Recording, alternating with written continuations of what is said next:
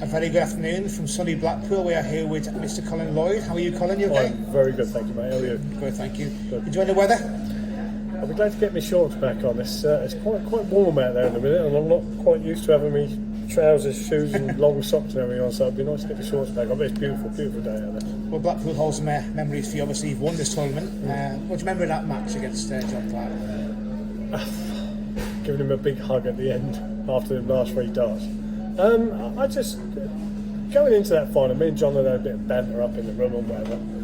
And it's a known fact. John said to me, "I won't respect you until you beat me in this major final as world #1." I said, "Okay, John, not a problem." We were laughing and joking about it. There was no malice or anything like that. We had laughed and joked, but then it was time for you get sort of like 40 minutes to an hour before you're going out, and John's the same. John's a professional, you know. We just stopped talking to each other. He was on one board, I was on the other, and you're getting yourself. You're already in the zone anyway. But you're getting yourself really in the zone. You're sort of like thinking.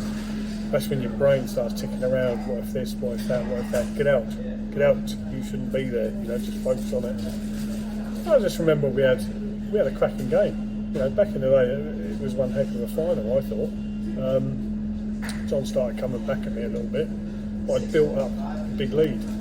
And I did actually think that I was riding the crest of the wave at the time. I was playing really well, and I just thought, I don't think you're playing well enough, John, to come back at me.